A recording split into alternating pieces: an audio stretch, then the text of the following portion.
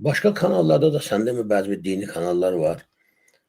Orada da bizim əleyhimizə iş aparırlar. Bir de bir şey diyeyim, üzr istəyirəm. O axır vaxtdan hamısının devizinə çevrilib. O deyilən adı gedən verilişə mən də baxdım. Burada da dostlar, bu adamlar da bizim Azəfirmi müzakirə edirlər. Baxın görün bizdən niyə narazı qalıblar. Ki, bunlar Azərbaycan üçün təhlükədir. Prosta o təhlükə nə təhlükəsidir, onu bir açıb deyə bilmirlər ki, nə təhlükəsidir, yəni bizim apardığımız... Mən o təhlükə cavab verəcəm, nə təhlükə olduğunu, amma diqqətlə qulaq asın görün, nə sual verilir və bu ekranda gördüyümüz qardaşımız da nə cavab verir. Azərbaycanda gedən əhlüsünnə dəvətinin nəyə təhlükəsi var? Narkotikin yayılmamasına təhlükədir, yoxsa... Diqqətlə fikir verin, narkotikin yayılmamasına mı təhlükədir? Fikir verin. Narkotikin yayılmasına təhlükədir, pozğunçuluğa qarşı, boşanmalara qarşı... Pozğunçuluq və boşanma. Dostlar, diqqətlə fikir verin. Narkotik, pozğunçuluq və boşalma. Sizdən bir sual istəyirəm, suala cavab verəsiniz. Bir ölkədə narkotik, əxlaqsızlığın və boşanmaların, ailələrin dağılmasının səbəbkarı kimdir? Nədir sizcə?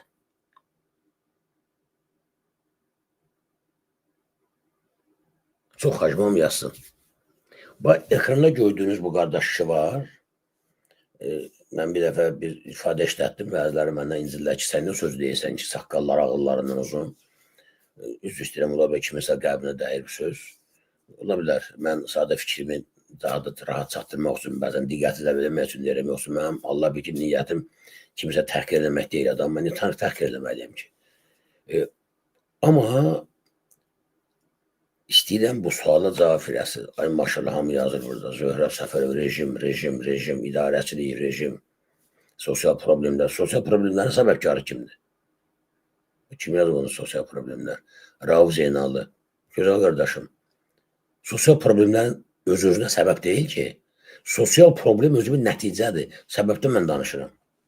Narkotikin yayılmasının bir ölkədə səbəbi nədir? Hakimiyyət. Pozğunçuluğun yaranmasının səbəbi nədir? Hakimiyyət. İşsizlik, hakimiyyət. Ailələrin dağılması, hakimiyyət. Evsizlik, hakimiyyət. Qaçqın, köçkün, nə bilim, qaşqa, hakimiyyət. Ölkəni tərk eləməyin səbəbi nədir? Hakimiyyət.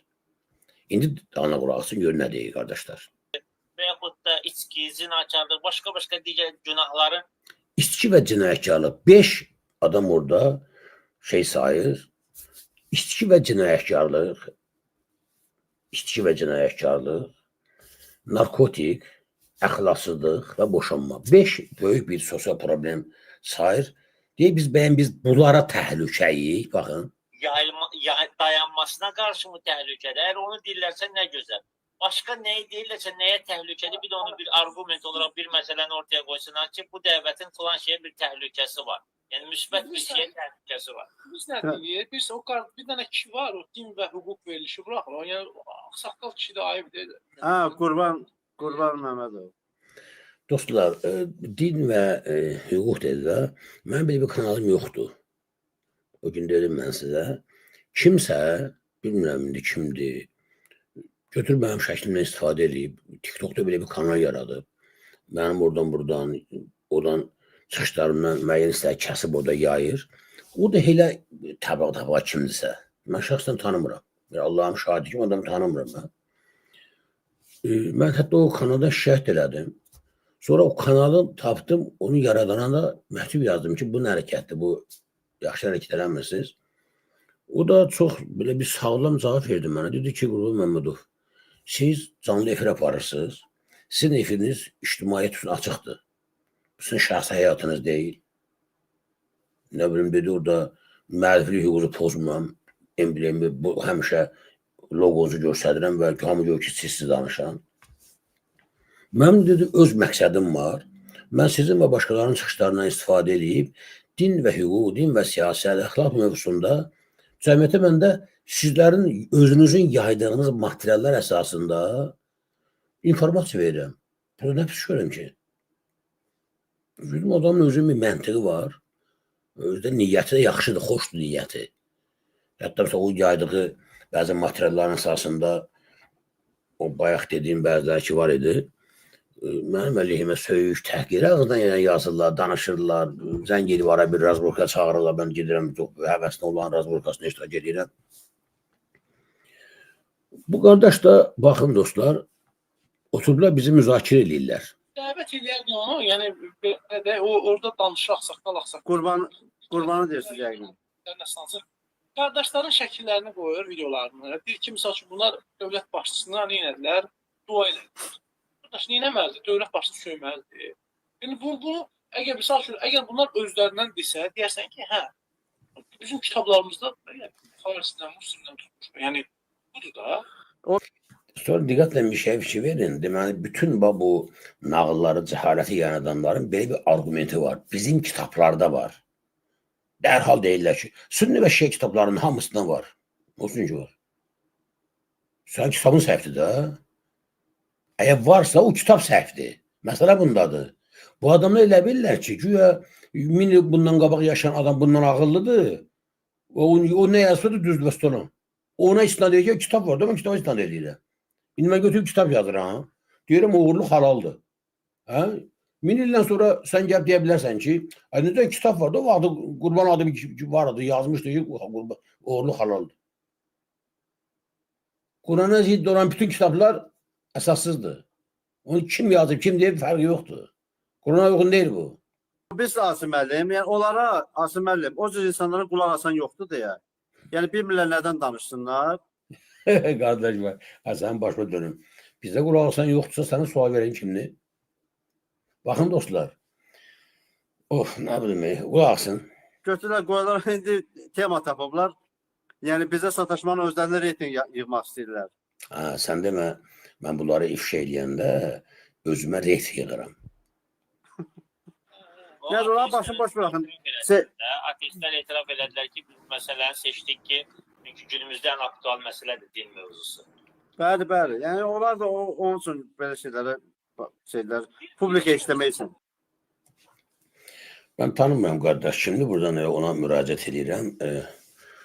Bizim sizin vasitənizlə qardaş reklam olunmaq ehtiyacımız yoxdur. Hal-hazırda 1130 nəfər bizi izləyir YouTube'da. 156 nəfər də izləyir TikTok'da. Bizim ortalama kanalımızın canlı izləyiciləri minimum 1500-2000 nəfərdir.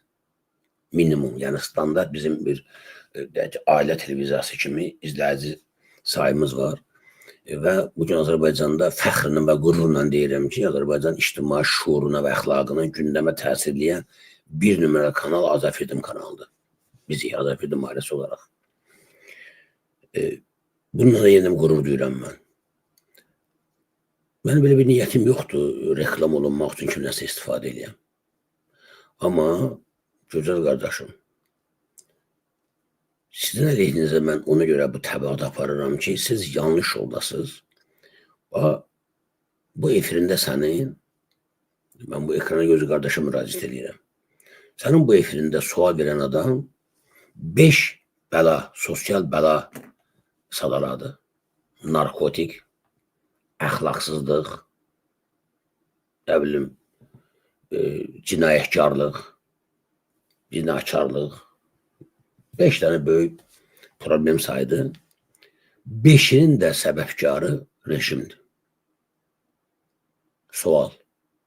Siz bu rejimə əgər müdafiə edib onu dua eləyirsinizsə və yalandan özünüzdən uydurduğunuz Qurana zidd sözlərlə padişah zalım olsa da ona dəstək vermək lazımdır. Padişah beli basıb etsə də, padişah sənin haqqı yesə də sonra dua eləməlisən deyirsənsə, mən sənin xalqımın əleyhinə apardığın bu təbliğatı ifşa etməməliyəm mi?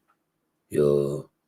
Sənin sadaladığın bütün bu problemlər ki var, o problemlərin bir səbəbkarı var, rejim, İlham Əliyev hakimiyyət. Sən çıxıb efirə, yox, biz hökmdarı, o sual ki verirsən, bizim təhlükəmiz nədədir? Mən deyim sizin təhlükəniz nədədir? Siz cəmiyyət üçün təhlükəlisiniz. Siz Azərbaycan dövlət dili üçün təhlükəsiz. Siz Azərbaycan xalqı üçün təhlükəsiz və siz həm özünüz, həm də balalarınız üçün təhlükəlisiniz. İraq, Suriya, Təhlükənin bunuz olmur ki. Orada nələr etmişsiniz, bütün dünyanın gözü qabağında olubdur. Azərbaycandan da yığıb adamlar aparmışsınız, orada siz hökmdarların əleyhinə çıxmışsınız.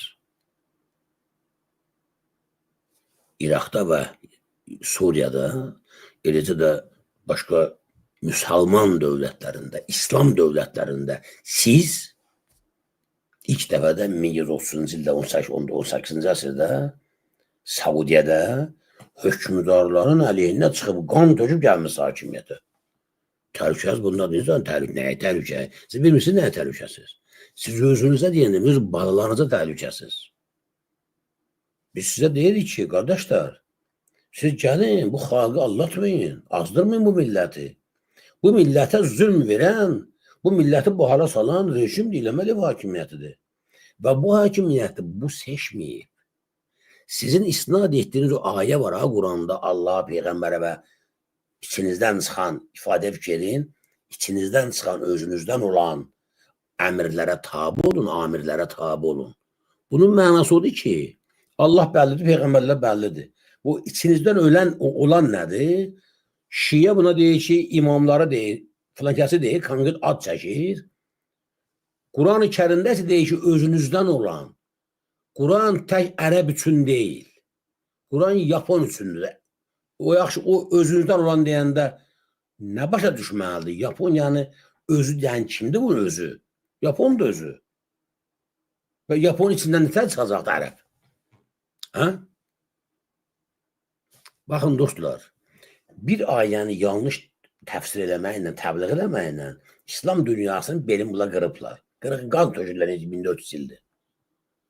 Bunlar deyirlər ki, tabi olmasan, dua eləməlisən. İndi deyirlər, amma lazım məqamı gələndə İraq və Suriya olacaq. Narahat olmayın, görəcəksiniz. Şiə də deyir ki, yox, o öz içinizdə olan deyəndə deyir, Əbülfətə tabi olun. Əbülfət çağır, ay səni yeməyəcək. Ay nəyin ki səni yeməyəcək? Səni yaralı yalayacaq, qurudacaq, aparacaq yolun qırağına, insanları gözləyəcək. İnsanlar gələndə çıxıb dağın təpəsindən baxacaq, gözləyəcək ki, səni apardılar mı təcil yardım maşını ilə? Sənə ilk tibbi yardım göstərildi mi? Ondan sonra Aydağın maşından yoxa çıxacaq. Başa düşdünüz? Amma mən müsəlman olaraq hesab edirəm ki, içinizdə olan deyəndə, yəni özünüzün seçdiyiniz insanlardan söhbət gedir. İçinizdən olan, özünüzdən olan, onu sən seçməlisən və seçdiyin adam da səni dini dəyərlərinə uyğun, sənə vəd etdiyi qaydada, sənə lazım olan qaydada səni idarə etməlidir. İndi sizdən soruşuram mən, ay ekrandakı mənim qardaşım, İlham Əliyevi sən mi seçmirsən? Azərbaycan xalqı mı seçib? Yox. Bütün dünya bilir ki, o seçkini saxtalaşdırıb silahlı üsyanla 493-cü dədəsi gəlib, sonra dədəsi hakimiyyəti dədə malı kimi, şəxsi bostan kimi verib oğluna. Deməli, Qurandakı o şərtə mi olunmuyubdur? Özünüzdən deyil. İkincisi, bu adam səni İslami dəyərlərə uyğun idarə edirmi? Ədalət var mı ölkədə? Yox. Quran-ı Kərim ədalət üzərində qurulub. Quran-ı Kərimin bütün fəlsəfəsi ondan ibarətdir ki, ədalətsizliyə qarşı döyüşməlisən. Yəni siz mən özünü reklam eləmək istəyini, eləmək istəyini deyirsinizsə, mən bir söz demirəm sizə, bu da sizin bildiyiniz işdir. Hər halda yaxşı hərəkət deyil. O əhlimanın ay məsələsi ilə sizin İlham Əliyev məsələsində elə bir ciddi fərq yoxdur dostlar. Xahiş edirəm, bu şeyə bir fikir verin.